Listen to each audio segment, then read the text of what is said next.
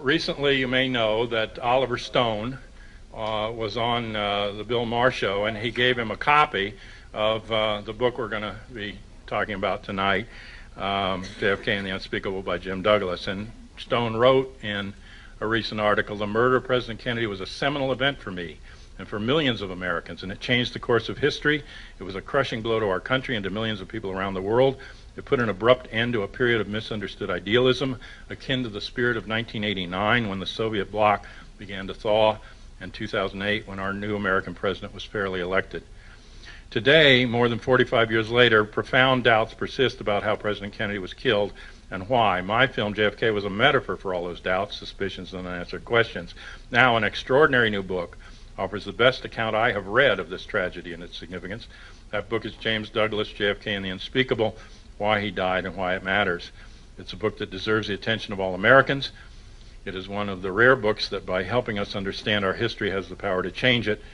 And the subtitle sums up Douglas's purpose, why he died and why it matters. In his beautifully written and exhaustively researched treatment, Douglas lays out the motive for the Kennedy's assassination. Simply, he traces a process of steady conversion by Kennedy from his origins as a traditional Cold Warrior to his determination to pull the world back from the edge of destruction. Jim Douglas is an author. I know him somewhat also through the Catholic Workers Movement and his peace work over the years. His most recent book, JFK and the Unspeakable, Why He Died and Why It Matters, was published in April of '08 by Orbis Books.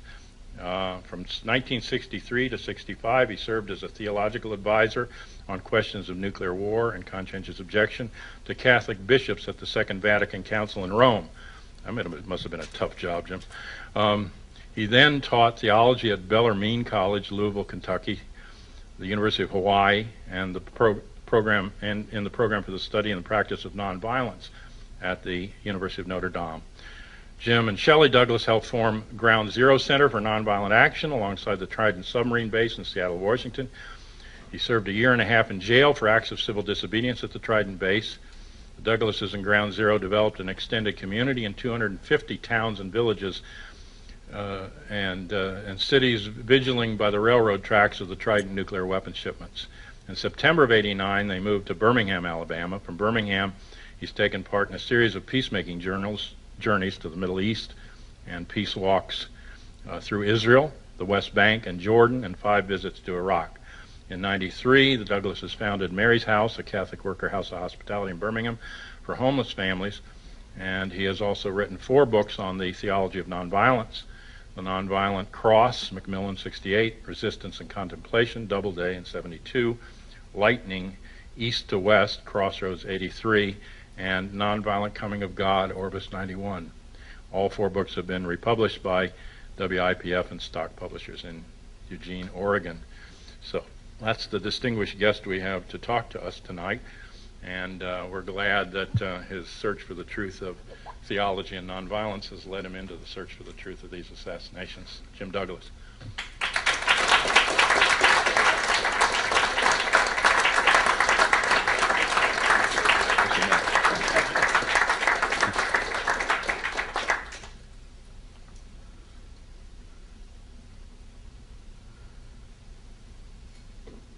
Can everybody hear okay in terms of the mic? Thanks. I had to think a long time about what to say here tonight. I'm not primarily a researcher. I come at this from a different perspective maybe, and I don't have the expertise of probably 90% of the people or 100% of the people in this room. But so I finally, after thinking about what I could share with you, I decided to talk about hope and the hope of confronting the unspeakable in the assassination of President Kennedy. And well, let's see where it goes, and then maybe you can share your reflections on what I have to share. Concerned friends have asked me, as perhaps they've asked you as well, over the years, if engaging in such a probe into darkness as John Kennedy's assassination, has it made me profoundly depressed? But on the contrary, my experience has been, it's given me great hope. As Martin Luther King said, the truth crushed to earth will rise again.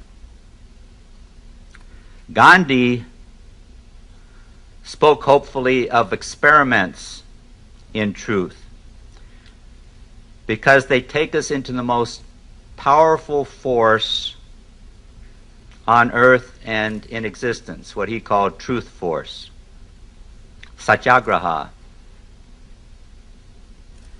That's how I think of this kind of work, as an experiment in truth, one that will open us up both personally and as a country to a process of nonviolent transformation. I believe this experiment we are doing into the dark truth of Dallas, and more significantly of Washington, can be the most hopeful experience of our lives. But as you know, it does require tenacity and patience to confront the unspeakable. We first of all need to take the time to recognize the sources in our history for what happened in Dallas on November 22, 1963. The doctrine of plausible deniability in an old government document provides us with a source of the assassination of President Kennedy. The document was issued in 1948, 1 year after the CIA was established, 15 years before JFK's murder. That document, National Security Council Directive 10/2, gave the highest sanction of the U.S. government to a broad range of covert operations: propaganda, sabotage, economic warfare, subversion of all kinds that were seen as necessary to win the Cold War against the communists. The government's condition for those covert activities by U.S. agencies coordinated by the CIA was that they be, as the document says, so planned and executed that if uncovered, the U.S. government can plausibly disclaim any responsibility for them. In the 1950s, under the leadership of CIA Director Allen Dulles, the doctrine of plausible deniability became the CIA's green light to assassinate national leaders, conduct secret military operations, and overthrow governments that our government thought were on the wrong side in the Cold War. Plausible deniability meant our intelligence agencies, acting as paramilitary groups, had to lie and cover their tracks so effectively that there would be no trace of U.S. government responsibility for criminal activities on an ever-widening scale. The man who proposed this secret subversive process in 1948, diplomat George Kennan, said later, in light of its consequences, that it was the greatest mistake I ever made. President Harry Truman, under whom the CIA was created, and during whose presidency the plausible deniability doctrine was authorized, had deep regrets. He said in a statement on December 22, 1963, "For some time I have been disturbed by the way the CIA has been diverted from its original assignment. It has become an operational and at times a policy-making arm of the government. This has led to trouble and may have compounded our difficulties in several explosive areas. We have grown up as a nation respected for our free institutions and for our ability to maintain a free and open society. There is something about the way the CIA has been functioning that is casting a shadow over our historic process, and I feel that we need to correct it. Truman later remarked, "The CIA was set up by me for the sole purpose of getting all the available information to the president. It was not intended to operate as an international agency engaged in strange activities." President Truman's sharp warning about the CIA and the fact that warning was published 1 month to the day after JFK's assassination should have given this country pause. However, his statement appeared only in an early edition of the Washington Post, then vanished without comment from public view.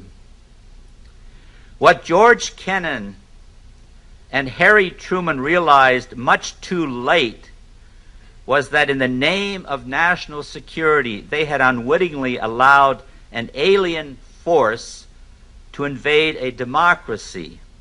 As a result, we now had to deal with a government agency authorized to carry out a broad range of criminal activities on an international scale, theoretically accountable to the president, but with no genuine accountability to anyone.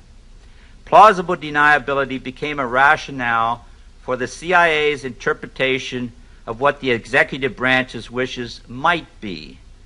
But for the agency's crimes to remain plausibly deniable, the less said, the better, to the point where CIA leaders' creative imagination simply took over. It was all for the sake of winning the Cold War by any means necessary and without implicating the more visible heads of the government. One assumption behind Kennan's proposal unleashing the CIA for its war against communism was that the agency's criminal power could be confined to covert action outside the borders of the United States, with immunity from its lethal power granted to U.S. citizens. That assumption proved to be wrong. During the Cold War, the hidden growth of the CIA's autonomous power corresponded to the public growth of what was called a fortress state.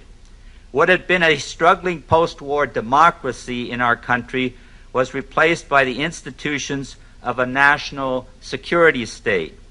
President Truman had laid the foundations for that silent takeover by his momentous decision to end the Second World War by a demonstration of nuclear weapons on the people of Hiroshima and Nagasaki in order to stop a Soviet advance to Japan. Truman's further post-war decision for U.S. nuclear dominance in the world, rather than allowing for international control of nuclear weapons, was his second disastrous mistake in terms of initiating the nuclear arms race in the world and subverting democracy in the USA. A democracy within a national security state cannot survive. The president's decision to base our security on nuclear weapons created the contradiction of a democracy ruled by the dictates of the Pentagon. A democratic national security state is a contradiction in terms. The insecure basis of our security then became weapons that could destroy the planet. To protect the security of that illusory means of security, which was absolute destructive power, we now needed a ruling elite of national security managers with an authority above that of our elected representatives. So from that point on, our military-industrial managers made the real decisions of state. President Truman simply ratified their decisions and entrenched their power, as he did with the establishment of the CIA, and as his National Security Council did with its endorsement of plausible deniability. His successor, President Eisenhower, also failed to challenge in his presidency what he warned against at its end, the military-industrial complex. He left the critical task of resisting that anti-democratic power in the hands of the next president, John Kennedy. When President Kennedy then stood up to the Pentagon, the CIA, and the military-industrial complex, he was treated as a traitor. The doctrine of plausible deniability allowed for the assassination of a president seen as a national security risk himself.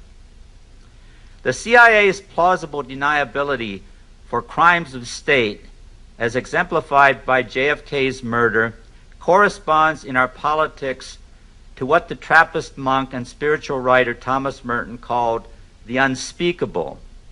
Merton wrote about the unspeakable in the 1960s, when an elusive, systemic evil was running rampant through this country and the world. The Vietnam War, the escalating nuclear arms race, and the interlocking murders of John Kennedy, Malcolm X, Martin Luther King, and Robert Kennedy were all signs of the unspeakable. For Merton, the unspeakable was ultimately a void, an emptiness of any meaning, an abyss of lies and deception. He wrote the following description of the unspeakable shortly after the publication of the Warren Report, which he could have been describing. He said, "The unspeakable is the void that contradicts everything that is spoken, even before the words are said. The void that gets into the language of public and official declarations at the very moment when they are pronounced and makes them ring dead with the hollowness of the abyss." That's the Warren Report. The void of the unspeakable is the dark abyss. It's the midnight reality of plausible deniability that we face when we peer into our national security state's murder of President Kennedy. And that, I believe, is precisely where hope begins. Why President Kennedy was murdered can be, I believe, a profound source of hope to us all when we truly understand his story. Now, how can that possibly be? The why of his murder as a source of hope. Let's begin with the way Kennedy himself looked at the question. One summer weekend in 1962, while he was out sailing with friends, President Kennedy was asked what he thought of 7 Days in May. You remember 7 Days in May? A best-selling novel that described a military takeover in the United States. JFK said he'd read the book, and as you know, he was a very fast reader. And he came back the next day, and he said, yes, he'd read it, and then he discussed with his friends the possibility of their seeing just such a coup in the United States. These words were spoken by him after the Bay of Pigs and before the Cuban Missile Crisis. He said, it's possible. It could happen in this country, but the conditions would have to be just right. If, for example, the country had a young president and he had a Bay of Pigs, there would be a certain uneasiness. Maybe the military would do a little criticizing behind his back, but this would be written off as the usual military dissatisfaction with civilian control. Then if there were another Bay of Pigs, the reaction of the country would be, is he too young and inexperienced? The military would almost feel that it was their patriotic obligation to stand ready to preserve the integrity of the nation, and only God knows just what segment of democracy they would be defending if they overthrew the elected establishment. Pausing a moment, he went on, then if there were a third Bay of Pigs, it could happen.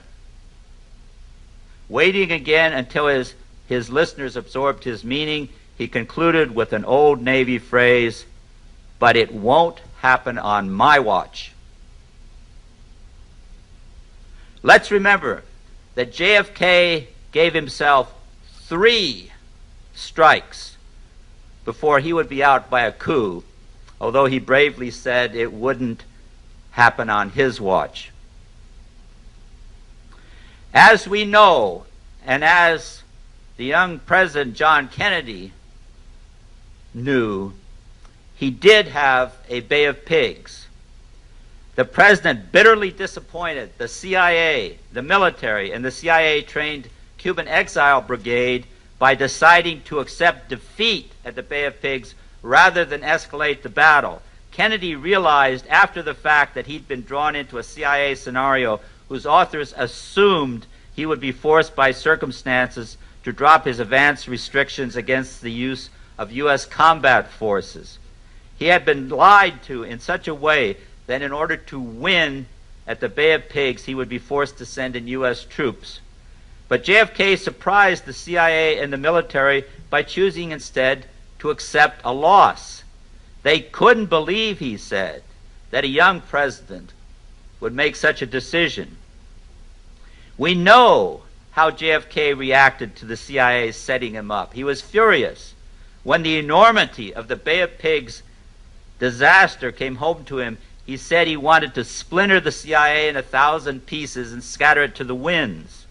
He ordered an investigation into the whole affair under the very watchful eyes of his brother, Attorney General Robert Kennedy. He fired CIA Director Allen Dulles, Deputy Director Richard Bissell Jr., and Deputy Director General Charles Cabell. That was a huge decision, firing the top of the CIA's hierarchy, including the legendary leader who had come to personify the agency, Allen Dulles. The president then took steps to cut the CIA budget in 1962, again in 1963, aiming at a 20% reduction by 1966. John Kennedy was cutting back the CIA's power in very concrete steps by step. We know how the CIA and the Cuban exile community regarded Kennedy in turn because of his refusal to escalate the battle at the Bay of Pigs. They hated him for it. They did not forget what they thought was unforgivable. In terms of JFK's own analysis of the threat of an overthrow of his presidency, he saw the Bay of Pigs as the first strike against him. It was the first big stand he took against his national security elite, and therefore the first cause of a possible coup d'etat. However, in terms of our Constitution, our genuine security, and world peace, the position Kennedy took in facing down the CIA and the military at the Bay of Pigs, rather than surrendering to their will, was in itself a source of hope. No previous post-war president had shown such courage, or any president since then. Truman and Eisenhower had in effect turned over the power of their office to their national security managers. Kennedy was instead acting like he was the president of the country by saying a strong no to the security elite on a critical issue. If we, the people, had truly understood what he was doing then on our behalf, we would have thought the president's stand a deeply hopeful one. In terms of his 7 days in May analysis of a coming coup, John Kennedy did have a second Bay of Pigs. The president alienated the CIA and the military a second time by his decisions during the Cuban Missile Crisis. JFK had to confront the unspeakable in the missile crisis in the form of total nuclear war. At the height of that terrifying conflict, he felt the situation spiraling out of control, especially because of the actions of his generals. For example, with both sides on hair-trigger alert, the U.S. Air Force test-fired missiles from California across the Pacific, deliberately trying to provoke the Soviets in a way that could justify our superior U.S. forces blanketing the USSR with an all-out nuclear attack. As we know from Kennedy's secretly taped meeting with his Joint Chiefs of Staff on October 19, 1962, the chiefs were pushing him relentlessly to launch a preemptive strike on Cuba and ultimately the Soviet Union.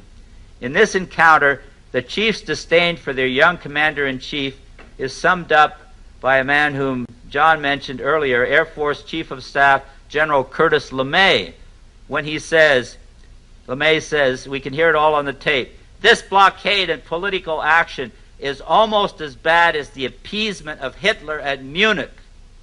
I think that a blockade and political talk would be considered by a lot of our friends and neutrals as being a pretty weak response to this.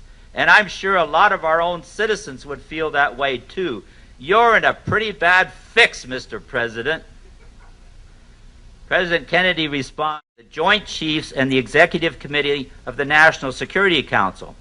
At the same time, John Kennedy and Nikita Khrushchev, the two men most responsible for the Cuban Missile Crisis, seemed locked in a hopeless ideological conflict. The U.S. and Soviet leaders had been following Cold War policies that now seem to be moving inexorably toward a war of extermination. Yet, as we have since learned, Kennedy and Khrushchev had been engaged in a secret correspondence for over a year that gave signs of hope.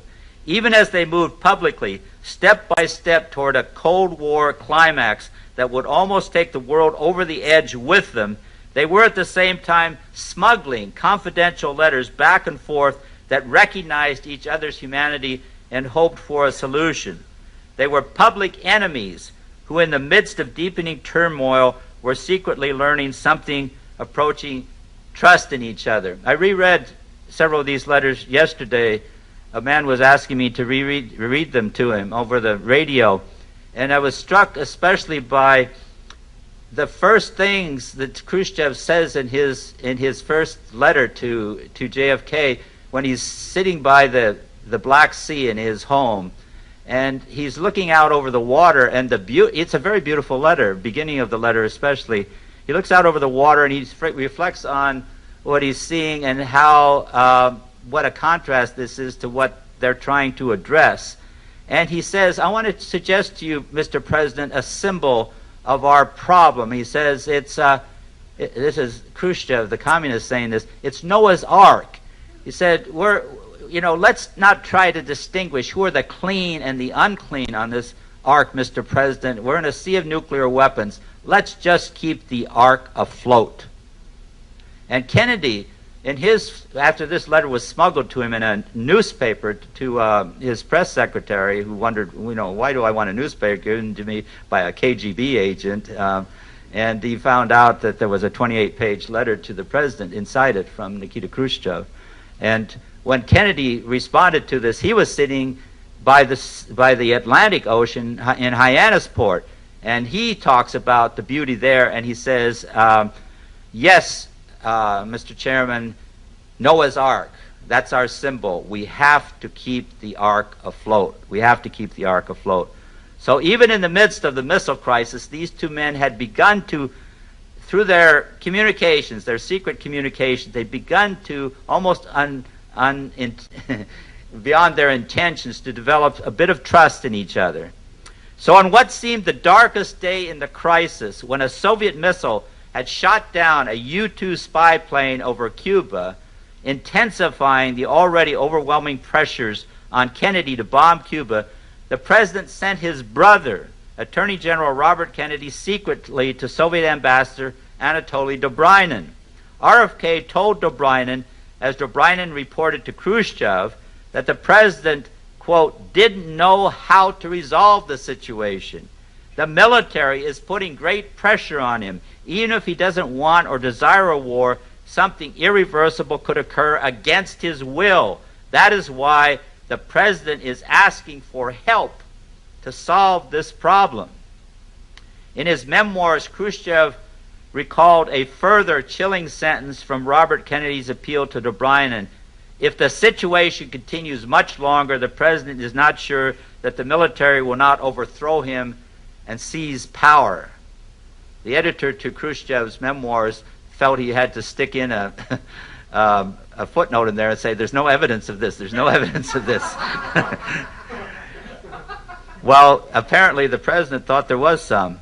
Sergei Khrushchev, Nikita's son, who, as you probably know, is now in this country and a citizen, he's described his father's thoughts. His father described the thoughts to him when he read Dobrynin's wired report relaying John Kennedy's plea. The president was calling for help. That was how Father interpreted Robert Kennedy's talk with our ambassador. So at a moment when the world was falling into darkness, Kennedy did what from his general standpoint was intolerable and unforgivable. JFK not only rejected the general's pressures for war, even worse, the president then reached out to their enemy asking for help. That was treason. When Nikita Khrushchev had received Kennedy's plea for help in Moscow, he turned to his foreign minister, Andrei Gromyko, and he said, "We have to let Kennedy know that we want to help him." Khrushchev stunned himself by what he just said. Did he really want to help his enemy Kennedy? Yes, he did. He repeated the word to his foreign minister. Yes, help. We now have a common cause to save the world from those pushing us toward war. How do we understand that moment? The two most heavily armed leaders in history, on the verge of total nuclear war, joined hands against those on both sides pressuring them to attack. Khrushchev ordered the immediate withdrawal of his missiles in return for Kennedy's public pledge never to invade Cuba and his secret promise to withdraw U.S. missiles from Turkey, as he would in fact do. By the way, I was in Rome, Italy at this time, and I didn't know, of course, the secret pledge that Kennedy had given to Khrushchev, or that he would in fact withdraw his missiles from Turkey. So I wrote an article for Dorothy Day's Catholic Worker newspaper, the most radical Catholic paper in the country, if not in existence, and I proposed what I thought was outrageous, and Dorothy published it right away, that what we should do is in exchange for Khrushchev withdrawing the missiles from Cuba, Kennedy should have had the guts to withdraw his missiles from Turkey. This was outrageous for this to even be suggested in the most radical publication I could find in my particular community. Kennedy did it. Kennedy did it. I remember that history. I remember what was unthinkable for him to do such a thing. The two Cold War enemies, both of them, had turned so that each now had more in common with his opponent than either had with his own generals.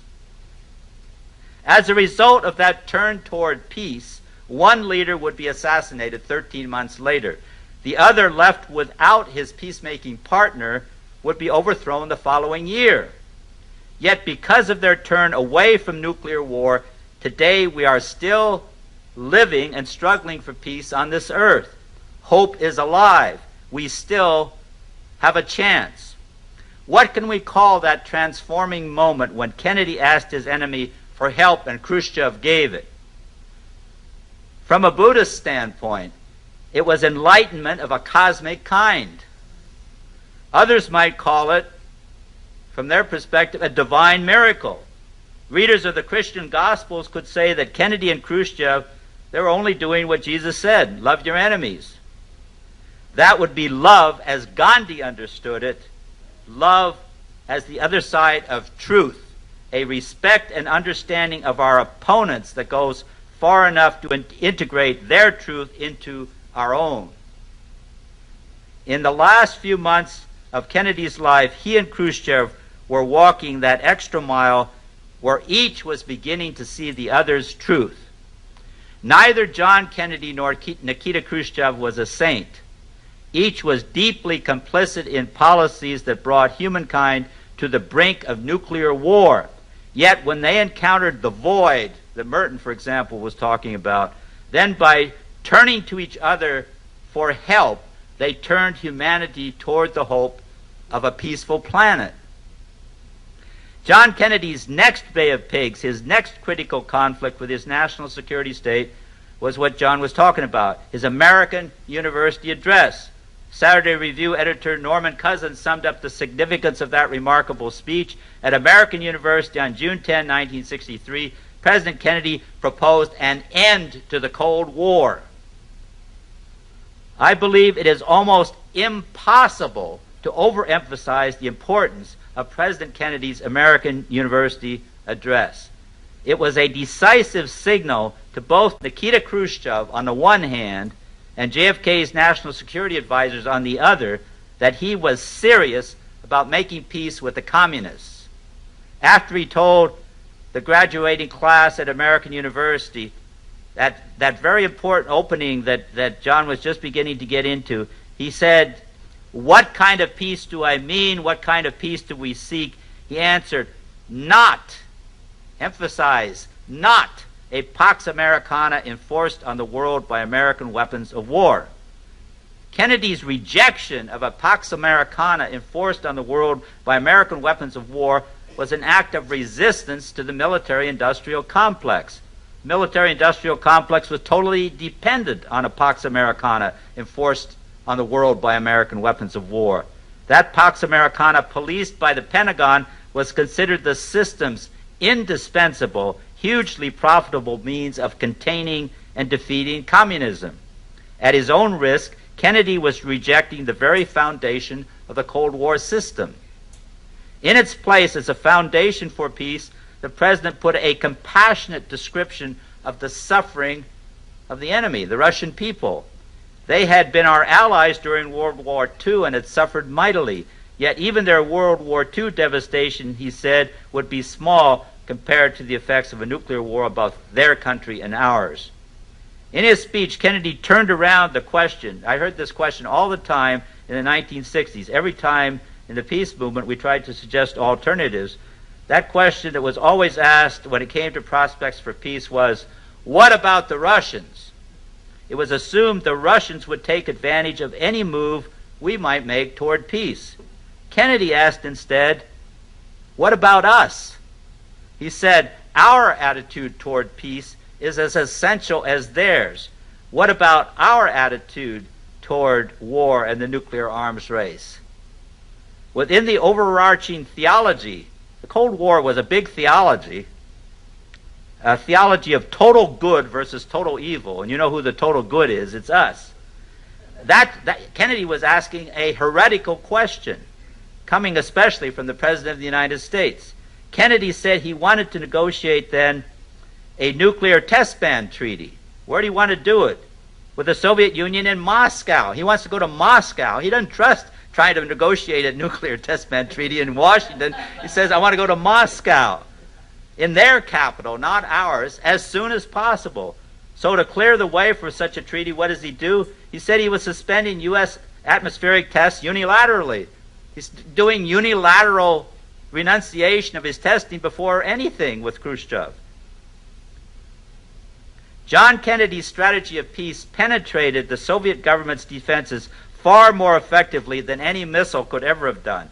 The Soviet press, which was accustomed to censoring U.S. government statements, published the entire speech all across the country. Soviet radio stations broadcast and rebroadcast the speech to the Soviet people. In response to Kennedy's turn toward peace, the Soviet government even stopped jamming all Western broadcasts into their country. Everything is changing. Nikita Khrushchev was deeply moved by the American University address. He said Kennedy had given the greatest speech by any American president since Roosevelt. JFK's speech was received less favorably. Where? In his own country. The New York Times reported his government skepticism. They said, generally, there was not much optimism in official Washington that the president's conciliation address at American University would produce agreement on a test ban treaty or anything else. In contrast to the Soviet media that were electrified by the speech, the U.S. media ignored or downplayed it, as they've done to the present. For the first time, Americans had less opportunity to read and hear their president's words than did the Russian people. A turnaround was occurring in the world on different levels. Whereas nuclear disarmament had suddenly become feasible, Kennedy's position in his own government had become precarious. President Kennedy's next critical conflict with his national security state, propelling him toward the coup d'etat he saw as possible, this number 4, was a partial nuclear test ban treaty that he signed with Nikita Khrushchev on July 25, 1963. Just 6 weeks. If you can imagine that, 6 weeks to negotiate that treaty after the American University address. The way he did it was he sent Averill Harriman as his representative to Moscow, and every time Averill Harriman with the Soviet negotiators had a question, he said, "Excuse me, please." He ran to a telephone, and he ran back with the answer. The telephone was directly to Kennedy. Kennedy negotiated that treaty point by point, personally, right straight through. That's why it happened in 6 weeks. And he did a total end run around his military advisors who were opposed to it. He didn't even consult them on it. He was fiercely fiercely determined, but he was not optimistic that the test ban treaty be ratified by the defense-conscious Senate. In early August, he told his advisors that getting Senate ratification of the agreement would be almost in the nature of a miracle. And we can understand, given what's happening in Congress today, what he faced in terms of, at the height of the Cold War, getting a nuclear test ban treaty through the Senate. He said if a Senate vote were held right then in August, when he signed the treaty with Khrushchev, it would fall far short of the necessary 2/3. So what did he do? He initiated a whirlwind public education campaign on the treaty, coordinated by Saturday Review editor Norman Cousins, who directed a committee of whom? People like us, peace activists. And he also got business leaders, he got labor leaders, he got editors of women's magazines, he got everybody he could together, with Norman Cousins doing all the coordinating, and they went out and they did a job for a furious bit of round of public education. In September, public opinion polls showed a turnaround. 80% of the American people were now in favor of the test ban treaty. On September 24, 1963, the Senate approved the treaty by a vote of 80 to 19, 14 more than the required 2/3. No other single accomplishment in the White House gave Kennedy greater satisfaction. And on September 20th, when he spoke at the United Nations, he suggested that its members see the test ban treaty as a beginning and engage together in an experiment in peace. He said, 2 years ago I told this body that the United States had proposed and was willing to sign a limited test ban treaty. Today that treaty has been signed. It will not put an end to war. It will not remove basic conflicts. It will not secure freedom for all, but it can be a lever. And Archimedes, in explaining the principles of the lever, was said to have declared to his friends, "Give me a place where I can stand, and I shall move the world." My fellow inhabitants of this planet, let us take our stand here in this assembly of nations, and let us see if we, in our own time, can move the world to a just and lasting peace. Now, when he said those words, John Kennedy was secretly engaging in another risky experiment in peace. That same day at the United Nations, Kennedy told UN Ambassador Adlai Stevenson that his assistant, William Atwood, should go ahead to make discreet contact with Cuba's UN Ambassador, Carlos Lechuga. The question, was Fidel Castro interested in a dialogue with John Kennedy? A strongly affirmative answer would come back from Castro, who had been repeatedly urged by Khrushchev to begin trusting Kennedy. Now think about that a moment. This is Khrushchev who's telling Castro to trust Kennedy. And what had been the relationship with Khrushchev and Castro? Castro was furious with Khrushchev for what he did in the Cuban Missile Crisis. Khrushchev didn't consult with Castro. He pulled the missiles out because he was afraid that, like that, they were going to have a nuclear war. And he felt this was, when Kennedy said, "I need your help," he responded to Kennedy with help to keep the world from going down a nuclear war. Well, from Castro's standpoint, he's pulling out the deterrent from aggression from the North by the American capitalist president. So Castro would not talk to Khrushchev. He had no communication with him for half a year. He just totally boycotting communication with him. And finally, Khrushchev wrote one of these letters of his, and this time he writes it to Castro about how beautiful the sea is.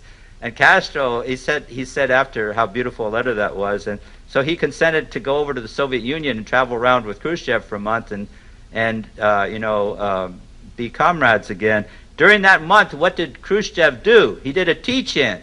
He brought Kennedy's correspondence and he read Kennedy's correspondence to Khrushchev during that month, like a teach-in. So when Castro went back to Cuba, he went back with a conviction: I've got to deal with this man. I've learned. And at that point, Kennedy is reaching out to Castro. This is an incredible kind of underground communication that's going on, while in the midst of the United Nations, they're condemning each other and, shaking their fists and so forth. Kennedy and Castro actually began that dialogue. They actually began the dialogue on normalizing U.S.-Cuban relations through a series of mediations, but the primary one was a guy named he was a French journalist named Jean Daniel, who had gone to Washington, to the White House to see Kennedy, and then he went from there directly down to Cuba to see Castro, and Kennedy gave him questions and concerns to share with Castro. And when Daniel was down there, and Castro, he thought he wouldn't even get a chance to see Castro because Castro was overwhelmed with stuff. And all of a sudden, Castro appeared at his hotel, and he sat up with him all night, asking him to repeat time after time after time again exactly what Kennedy had said. And then they had several subsequent meetings. So on the afternoon of November 22, 1963, when John Kennedy was killed, those two men were together speaking about the hope that came from what Kennedy was trying to do in reaching out to Castro. And the phone call came and that he was dead, and Castro stood up and he said, "Everything is changed. Everything is going to change." This was all written about 2 weeks later in the New Republic magazine by Jean Daniel, and it's as if historians never knew this existed. The whole thing was out there 2 weeks after these events took place, and Jean Daniel reported the whole thing, what Kennedy had said, what Castro had said, and the whole shebang. On October 11, 1963, President Kennedy issued a top-secret order to begin withdrawing the U.S. military from Vietnam. In National Security Action Memorandum 263, he ordered that 1,000 U.S. military personnel be withdrawn from Vietnam by the end of 1963. The bulk of U.S. personnel be taken out by the end of 1965. Kennedy decided on his withdrawal policy against the arguments of most of his advisors at a contentious October 2 National Security Council meeting. When Defense Secretary Robert McNamara was leaving the meeting to announce the withdrawal to the White House reporters, the president called to him, "And tell them that means all of the helicopter pilots too. Everybody's going out." In fact, it would not mean that at all. After JFK's assassination, his withdrawal policy was quietly voided. In light of the future consequences of Dallas, it was not only John Kennedy who was murdered on November 22, 1963, but 58,000 other Americans and over 3 million Vietnamese, Laotians, and Cambodians. In his reflections on 7 days in May, John Kennedy had given himself 3 Bay of Pigs type conflicts with his national security state before a possible coup. What about 6? The Bay of Pigs, the Cuban Missile Crisis, American University Address, Nuclear Test Ban Treaty, the beginning of a back-channel dialogue with Fidel Castro, JFK's order to withdraw U.S. troops from Vietnam. This, however, is a short list of the increasing conflicts between Kennedy and his national security state. A short list. We can add to the list a 7th Bay of Pigs, the steel crisis, in which he profoundly alienated the military-industrial complex before the Cuban Missile Crisis even took place. The steel crisis was a showdown the president had with U.S. Steel and 7 other steel companies over their price-fixing violations of an agreement he had negotiated between U.S. Steel and the United Steelworkers Union. In a head-on confrontation with the ruling elite of Big Steel, JFK ordered the Defense Department to switch huge military contracts away from the major steel companies to the smaller, more loyal contractors that had not defied him. After the big steel companies bitterly backed down from their price raises, JFK and his brother Robert were denounced as symbols of ruthless power by the Wall Street power brokers at the center of the military-industrial complex. By an editorial titled "The Ides of April," the month in which Kennedy faced down the steel executives, Henry Luce's Fortune magazine called to readers' minds the soothsayer's warning in Shakespeare of the assassination of Julius Caesar. Fortune was warning Kennedy that his actions had confirmed the worst fears of corporate America about his presidency and would have dire consequences. As interpreted by the most powerful people in the nation, the steel crisis was a logical prelude to Dallas. It was a seventh Bay of Pigs. An eighth Bay of Pigs was Kennedy's diplomatic opening to the fiery Third World leadership of President Sukarno of Indonesia. Historians never mention this. Sukarno was the most outspoken proponent of Third World neutralism in the Cold War. He had actually coined the term Third World. That's where it comes from Sukarno of Indonesia. The CIA wanted Sukarno dead.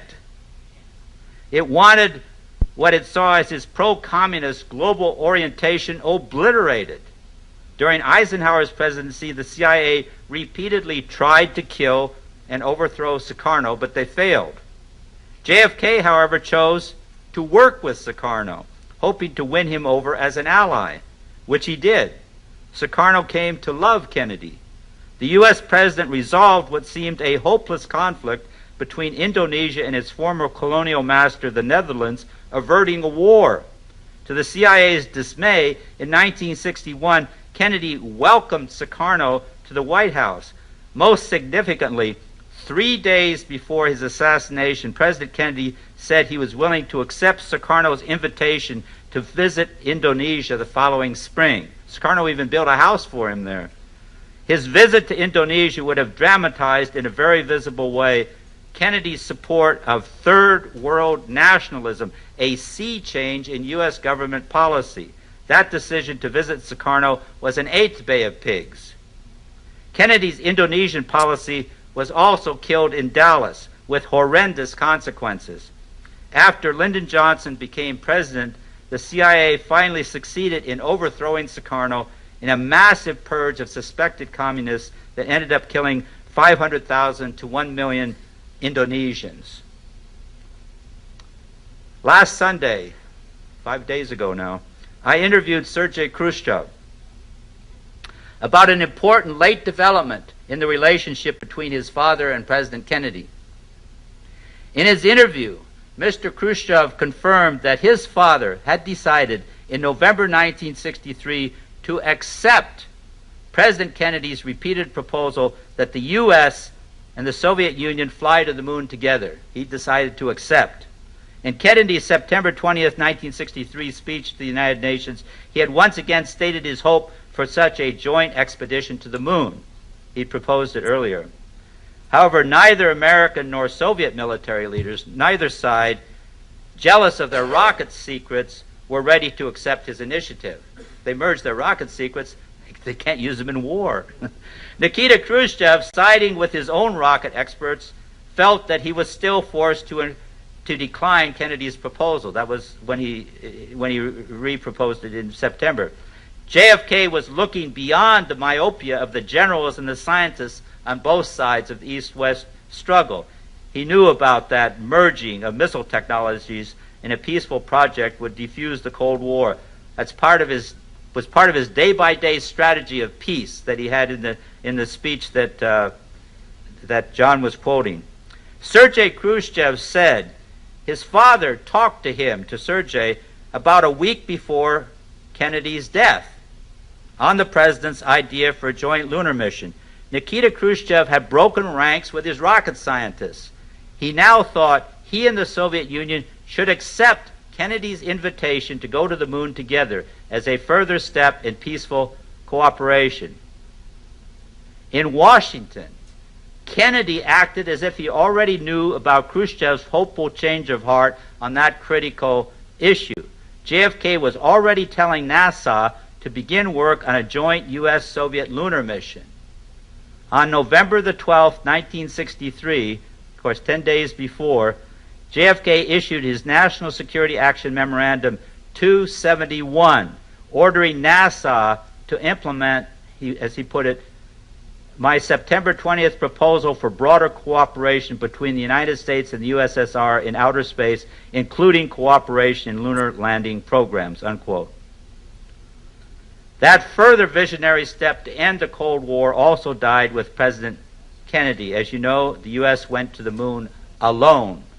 U.S. and Soviet rockets continued to be pointed at their opposite countries rather than being joined in a project for a more hopeful future. Sergei Khrushchev said, "I think if Kennedy had lived, we would be living in a completely different world." In the final weeks of his presidency, President Kennedy took one more risky step toward peace. It can be seen in relation to an amazing meeting he had the year before with 6 Quakers who visited him in his office. This is the president with 6 Quakers, just the 7 of them. 1,000 members of the Society of Friends had been vigiling for peace and world order outside the White House. President Kennedy agreed to meet with 6 of their leaders. So that's all we got to do to see the president, just vigil outside the White House. He'll invite you in. I've interviewed all 3 survivals of that meeting with the president from 47 years ago. They remain uniformly amazed. They were amazed then, and they're just as amazed today when they talk about it. These are radical peace activists. They've all been arrested multiple times, as have I, for that matter. They remain uniformly amazed at the open way in which the president listened and responded to their radical Quaker critique of his foreign policy. They said they'd never met anybody who listened as well as he did. He was not, as one of them said, you could tell he wasn't thinking of something to say to them, and he wasn't countering or whatever, although he said honest things, as we'll see in a moment here. Among their challenges to him was a recommendation that the United States offer its surplus food to the People's Republic of China. China, of course, was considered an enemy nation, yet it was also one whose people were beset by a famine. So Kennedy said to the Quakers, "Do you mean you would feed your enemy when he has his hands on your throat?" The Quakers said they meant exactly that. They reminded him it was what Jesus had said should be done. Kennedy said he knew that, and he knew it was the right thing to do, but he couldn't overcome the China lobby in Washington to accomplish that. Nevertheless, a year and a half later, in the fall of 1963, against overwhelming opposition, again, nobody reports this today, Kennedy decided to sell wheat to the Russians, who had a severe grain shortage. He outraged critics who said in effect to him what he had said to the Quakers, "Would you feed an enemy who has his hands on your throat?" Kennedy was getting the same thing back. By the way, when I met with one of these Quakers, who's a very, very good friend, named David Hartsoe, who's a big peace activist in San Francisco, and I said, "You know, David, do you realize that you got President Kennedy killed?" And he said, "Oh, there's a whole series of things that the Quakers recommended. I'm only citing one of them that Kennedy did, like the nuclear test ban treaty, like peaceful initiatives, like this selling wheat to the Russians. He carried out. You know, I don't know that Kennedy ever even referred to his meeting with the Quakers. He just did it. I'm sure he was thinking about such things on his own. But this is the perspective of the President of the United States at the height of the Cold War. Vice President Lyndon Johnson said he thought Kennedy's decision to sell wheat to Russia would turn out to be the worst political mistake he ever made. Today, JFK's controversial decision, quote, to feed the enemy, unquote, has been forgotten, has been wiped out. In 1963, the wheat sale was seen as a threat to our security, feeding the enemy to kill us. Yet JFK went ahead with it. He said, "I'm going ahead with it," as one more initiative for peace. The violent reaction to his decision was represented on Friday morning, November 22, 1963, by a threatening full-page advertisement addressed to him in the Dallas Morning News. The ad was bordered in black like a funeral notice, and among the charges of disloyalty to the nation, that the ad made against the president was the question, why have you approved the sale of wheat and corn to our enemies when you know the communist soldiers travel on their stomach just as ours do? JFK read the ad before the flight from Fort Worth to here, to Dallas. He pointed it out to Jacqueline Kennedy, and he talked about the possibility of his being assassinated that very day. But Jackie, he said, if somebody wants to shoot me from a window with a rifle, nobody can stop it, so why worry about it? President Kennedy's courageous turn from war to a strategy of peace provided many more than 3 Bay of Pigs type causes for his assassination, many more. Because he turned toward peace with our enemies, the communists, he was continually at odds with his own national security state. Peacemaking was at the top of his agenda as president. That was not the kind of leadership that the CIA, the Joint Chiefs of Staff, and the military-industrial complex wanted in the White House. Given the Cold War dogmas that gripped those dominant powers, and given Kennedy's turn toward peace, his assassination followed as a matter of course. That is how he seemed to regard the situation, that it would soon lead to his own death. As you know, he was not afraid of death. As a biographer observed, Kennedy talked a great deal about death and about the assassination of Lincoln in particular. His conscious model for struggling truthfully through conflict and being ready to die as a consequence was Abraham Lincoln. On the day when Kennedy and Khrushchev resolved the missile crisis, JFK told his brother Robert, referring to the assassination of Lincoln, "This is the night I should go to the theater." Robert replied, "If you go, I want to go with you." Think about that one. Kennedy prepared himself for the same end Lincoln met during his night at the theater. He prepared for it. Late at night on the June 5, 1961 plane flight back to Washington from his Vienna meeting with Nikita Khrushchev, a very weary President Kennedy wrote down on a slip of paper as he was about to fall asleep a favorite saying of his from Abraham Lincoln. It was really a prayer. Presidential Secretary Evelyn Lincoln discovered the slip of paper on the floor. On it she read the words, "I know there is a God, and I see a storm coming. If he has a place for me, I believe that I am ready." Kennedy loved that prayer. He cited it repeatedly. More important, he made the prayer his own. In his conflicts with Khrushchev, then much more profoundly with the CIA and the military, he had seen a storm coming. If God had a place for him, he believed that he was ready. For at least a decade, JFK's favorite poem had been Rendezvous, a celebration of death. Rendezvous was by Alan Seeger, an American poet killed in World War I, with the same background as Kennedy, from Harvard, volunteering for the war. The poem was Seeger's affirmation of his own anticipated death. The refrain of Rendezvous, "I have a rendezvous with death," articulated John Kennedy's deep sense of his own mortality. Kennedy had experienced a continuous rendezvous with death in anticipation of his actual death, from the deaths of his PT boat crew members, from drifting alone in the dark waters of the Pacific Ocean, from the early deaths of his brother Joe and sister Kathleen, and from the recurring near-death experiences of his almost constant illnesses. He recited Rendezvous to his wife Jacqueline in 1953 on their first night home in Hyannis after their honeymoon. She memorized the poem, and she recited it back to him over the years. In the fall of 1963, Jackie taught the words of the poem to their 5-year-old daughter, Caroline. I've thought many times about what took place then in the White House Rose Garden one beautiful fall day in 1963. On the morning of October 5, 1963, President Kennedy met with his National Security Council in the Rose Garden. It was a beautiful day, so we went outside. And Caroline suddenly appeared at her father's side. She said she wanted to tell him something. He tried to divert her attention so that the meeting could continue. He told her to go across the lawn where her mother was riding a horse. Caroline kept tugging at his coat and persisted, So the president smiled, and he turned his full attention to his daughter like he would to anybody he was speaking with. This is what people always said. He gave you his total attention. And he said, "Go ahead.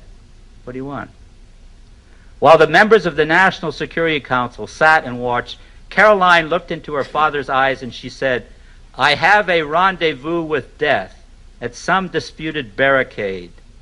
When spring comes back with rustling shade and apple blossoms fill the air, I have a rendezvous with death when spring brings back blue days and fair. It may be he shall take my hand and lead me into his dark land and close my eyes and quench my breath. It may be I shall pass him still. I have a rendezvous with death on some scarred slope of battered hill when spring comes round again this year and the first meadow flowers appear.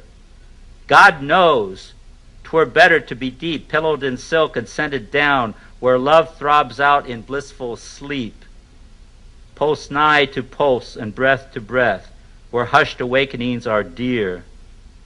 But I've a rendezvous with death at midnight in some flaming town when spring trips north again this year, and I to my pledged word am true. I shall not fail that rendezvous." After Caroline said the poem's final word, rendezvous, Kennedy's national security advisors sat in stunned silence. One of them said later the bond between father and daughter was so deep it was as if there was an inner music he was trying to teach her. JFK had heard his own acceptance of death from the lips of his daughter, while surrounded by a National Security Council that opposed his breakthrough to peace. The president once again deepened his pledge not to fail that rendezvous. If God had a place for him, he believed that he was ready. So how can the why of his murder give us hope? Where do we find hope when a peacemaking president is assassinated by his own national security state? How do we get hope from that? The why of the event that brings us together tonight encircles the earth. The why encircles the earth. Because John Kennedy chose peace on earth at the height of the Cold War, he was executed. But because he turned toward peace, in spite of the consequences to himself, humanity is still alive and struggling. That is hopeful, especially if we understand what he went through and what he has given to us as his vision. At a certain point in his presidency, John Kennedy turned a corner and he didn't look back. I believe that decisive turn toward his final purpose in life, resulting in his death, happened in the darkness of the Cuban Missile Crisis.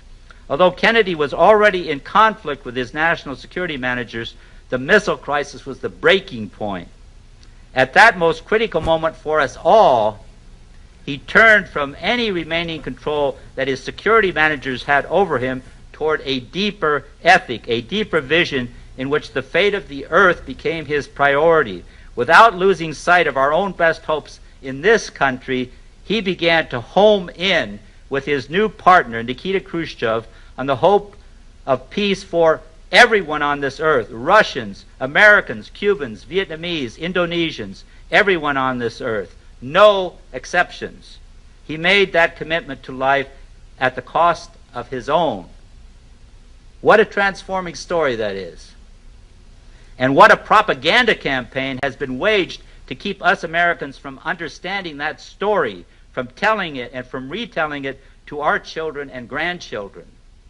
Because that's a story whose telling can transform a nation.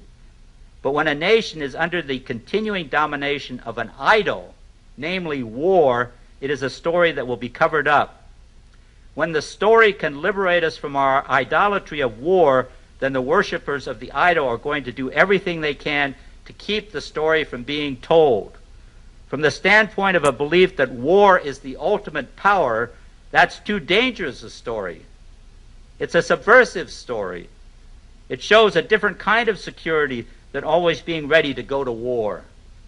It's unbelievable, or we're supposed to think it is, that a president was murdered by his own government agencies because he was seeking a more stable peace than relying on nuclear weapons. It's unspeakable. For the sake of a nation that must always be preparing for war, that story must not be told.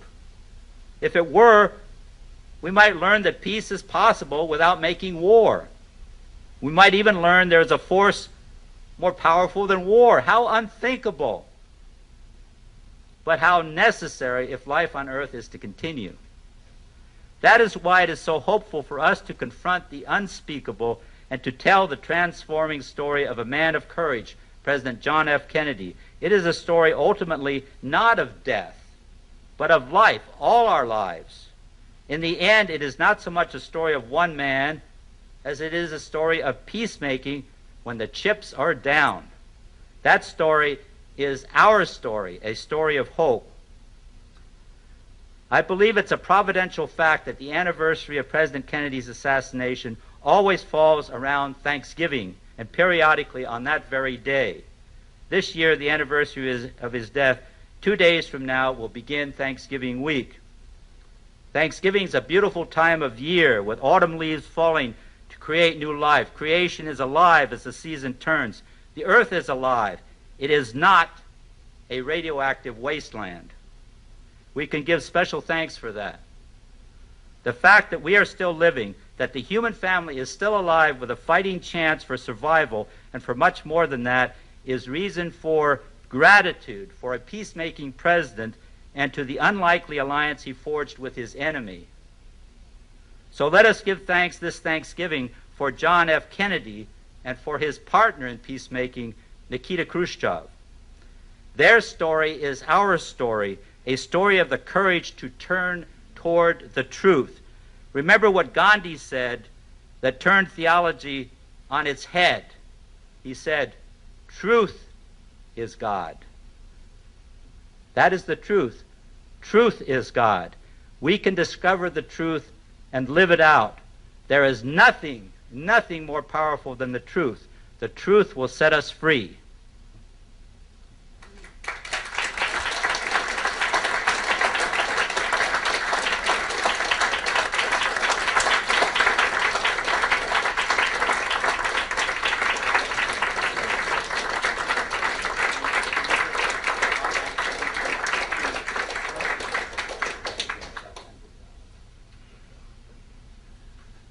So we're going to do a question and answer period here. Take questions. Yeah, Jim. Jim, I've become friends with John McAdams. That's He part has of a list of questions that he wanted me to ask you. No, just kidding. that's part of Satyagraha, you know. Yeah, it is. That's right. Just some comments. You talked about the quote by Truman in December of 1963, and you said it kind of sunk without a trace. Not quite. In January, Allen Dulles went to Truman and visited him and tried to get him publicly to retract that statement. That's true. Which is very interesting because he's on the Warren Commission Yeah. at this time in January 1964. Okay, and I think you said, he thought Allen Dulles actually said that Kennedy, he actually thought he was president. Yeah. Okay, after he was dead. Okay. Amen. Okay.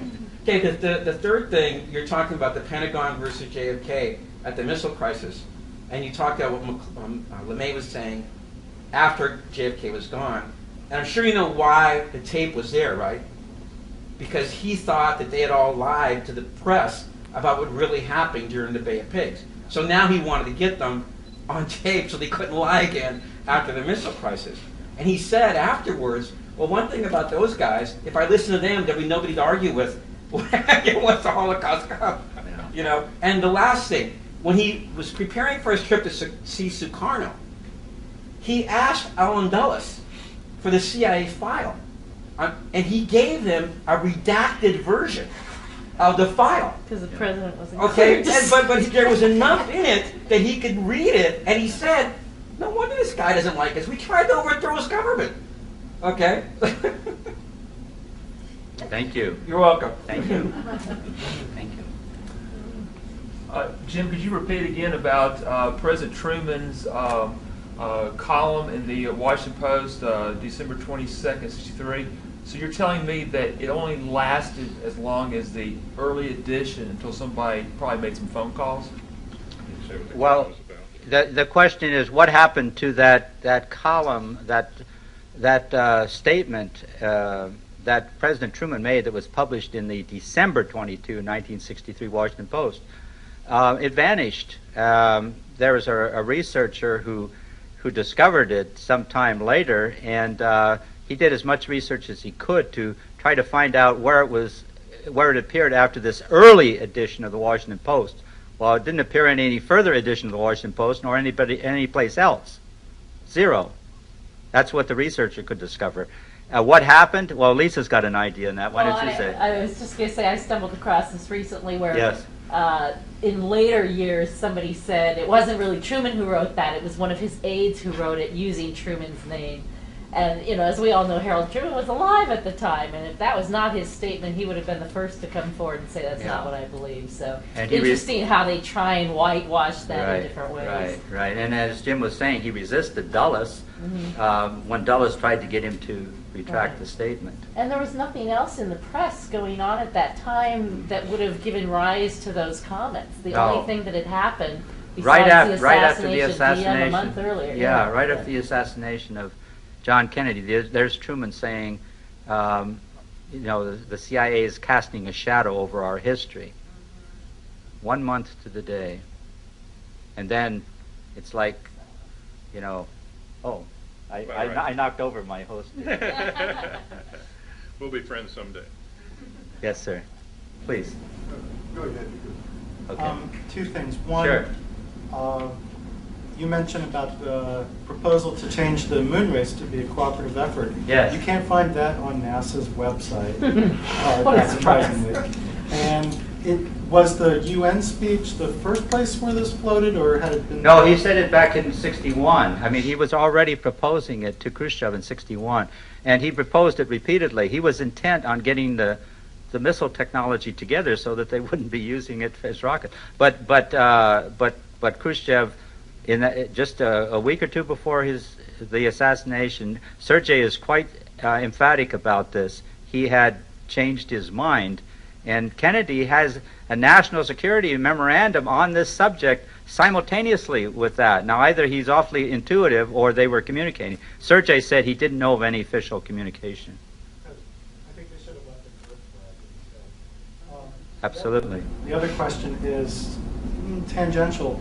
Have you looked at John Paul I? What happened to him? Have I looked at John Paul I?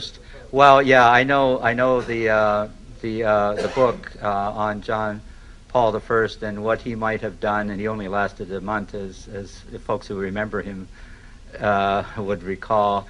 I've read the work, and I think it's interesting. I'm not a researcher into John Paul I, and I am into John the 23rd, and he was amazing. And I didn't mention him tonight, but he was the mediator between Khrushchev and Kennedy at the height of the missile crisis.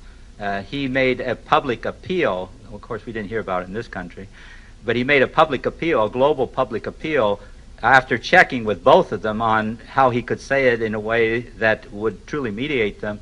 And Khrushchev said afterwards that Pope John the 23rd's words were the most hopeful thing he experienced at that point in the missile crisis. He said gave him a huge amount of hope. And then John the 23rd became a kind of unofficial spiritual advisor to these two guys, one in Moscow and one in Washington. And when he issued he was dying at the time. He had cancer, and they knew he was dying, and especially Khrushchev loved Pope John the 23rd. And John the 23rd, he issued this incredible papal statement that's the background for the American University Address, has the same kinds of themes in it. And the first person to receive a copy of that, first person in the world outside the Vatican is who? Khrushchev. Nikita Khrushchev, in Russian translation, was handed a copy of that a couple of weeks before it was published by Norman Cousins. He said, the Pope wants you to have this. Khrushchev could not believe he was being given that, and he went through it with Norman Cousins, and then Cousins said, I got something else for you, and put it on his neck. It's a papal medal from the Pope to Khrushchev. So when Norman Cousins left from visiting Khrushchev, and Khrushchev had this papal medal on, he walks into the next office to a meeting with his, all his commissars and everybody, and he's going like this, nobody says anything. So he takes it off and he drops it on the floor, and finally somebody says, what's that? And he says, oh, it's only a medal from the Pope. And so when Cousins came back and met with him again, Khrushchev told him this story with glee, and Cousins went back and told it to Kennedy, and Kennedy smiled at Cousins, and he said, there are some things that Chairman Khrushchev can do that I can't do as the first Catholic president. I can't brag about my medal from the Pope. He didn't get one. Khrushchev did. But that's the kind of undercurrent there was at the time. There was hope that we would move. We in the big sense would move in a different direction. And a lot of people felt that, even here in the U.S., that when Kennedy went out west on a so-called conservation tour, he's talking about conservation, then he mentioned that, the test ban treaty had just been passed. Everybody stood up in Salt Lake City, no, liberal center, and gave him a standing ovation for 10 minutes. What's going on here? They were downwind, and they were also outside the Beltway. A lot of people outside the Beltway had been terrified by the missile crisis, rightly so, as Kennedy and Khrushchev were. And when this new wind, not a downwind from the radiation, was going on, that was hope. That was hope. We don't remember this stuff. It's meant to be wiped out. Those who control the past, control the future. Those who control the present, control the past. Mr. Orwell had it down. Can I add a tag to Sure, that? The person sure. who followed Pope John the 23rd in was James Angleton's asset. The guy who became Pope Paul. Yeah, He had been running since World War II. Yeah, so. yeah. So Kind of sad. So, yeah, we don't get too many saints as popes. Anyhow. Or as presidents either, for that matter. And John Kennedy was not a saint, but he was something else. You know what the term martyr means? It means witness. It means witness. He was a witness to a vision. He was a martyr. Not a saint, but he was a martyr. That's good enough for a president. Yes, Dawn, yeah. She needs back that way. Yeah.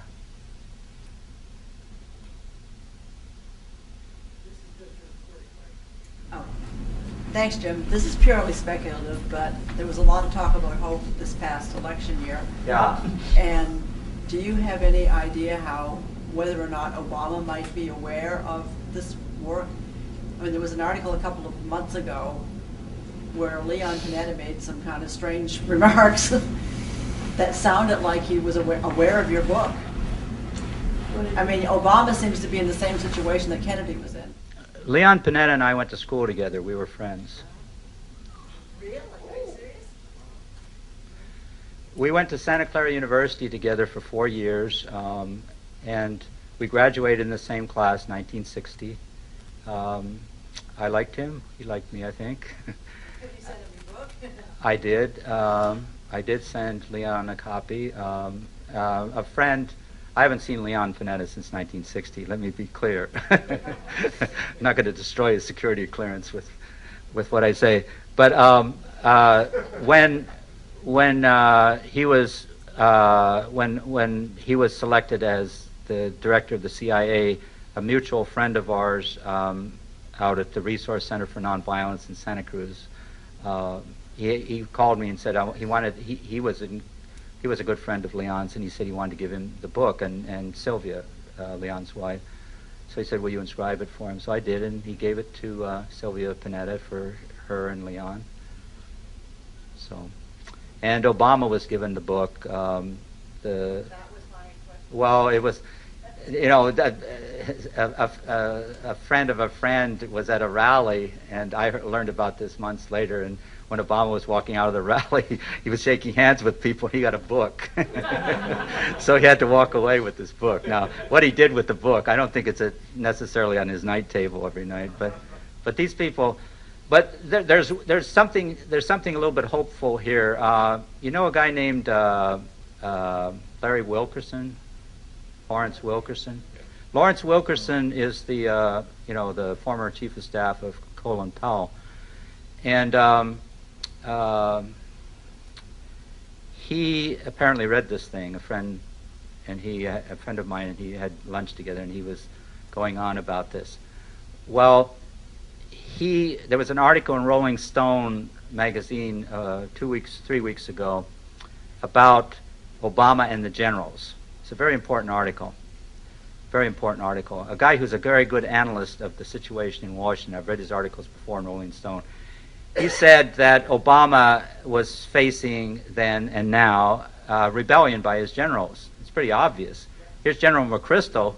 He's supposed to be. He's not supposed to be the president of the United States. He's supposed to be taking orders, and here he is lobbying for 60,000 American troops more. And Obama had actually told him, according to this article last August, that he didn't want him to make that recommendation. And McChrystal not only makes the recommendation, he goes public with it. Well, this is insubordination of a major nature. So I'm reading the article, and there's Lawrence Wilkerson being quoted in it. And the article ends with Lawrence Wilkerson being quoted in it. And he says, what Obama has to do is to face down his General McChrystal just the way that President John F. Kennedy faced down General Curtis LeMay in the Cuban Missile Crisis. That's what we need at this moment in history.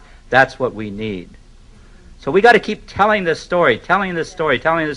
It does get through. It does get through to people at all kinds of levels, whether you went to school with them or not. And I don't know how it gets through. All you got to do is just tell the story. This is a transforming story. And some people say, well, Obama's, is terrified because he understands the implications of his power. That's quite possible. But Kennedy understood the implications of his power. He wasn't just terrified. He was inspired by what he could do with that, regardless of the consequences. And if we understand it sufficiently the first time around, we got to understand it right now and get it far enough out ahead of this president so that, as the people lead, the leader will follow and has a little bit of space because of us. That's the key. It's not Obama. Thanks for sharing it. You want to take more? One more, and then All right, we'll do one more question. Somebody have one? One more. Chris? Well, it seems like a tired old one, really. As a researcher, I try to think linearly, the piece of all. I mean, is there anything that struck you as the final of those 9 or 10 things that he's doing right? Do you have your own guesses if there was one determining one? In my opinion, and this is only my opinion, I don't know. In my opinion, they had a profile on Kennedy before he became president of the United States. Before he became a president of the United States, they knew, I'm talking about the Central Intelligence Agency in particular, they knew he was a supporter of third world nationalism. That was a major, major theme in his campaign. No historian writes about this. There are hundreds of references in his campaign for his support for third world nationalism. It was his way also of saying, I'm supporting, I'm a kind of supporter of civil rights. He wasn't coming right out and giving a big, of course he phoned to help Martin Luther King, and that signaled it in a big, big way.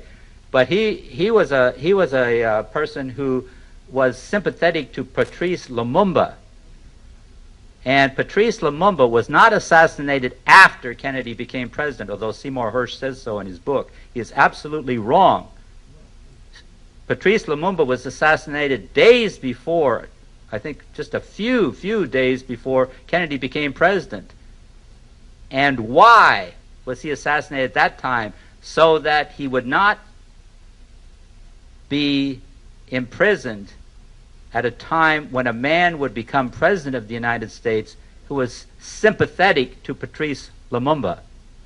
There's a picture of Kennedy when he receives the news of Patrice Lumumba's assassination. We have it. It's on the cover of Richard Mahoney's book, a very fine book on Kennedy's African policies. You look at that picture, Kennedy is stricken at the very moment with a kind of agony in his face when he hears on the phone that Patrice Lumumba has just been assassinated, because he felt that perhaps if he had spoken out as a presidential candidate on Lumumba, that wouldn't have happened.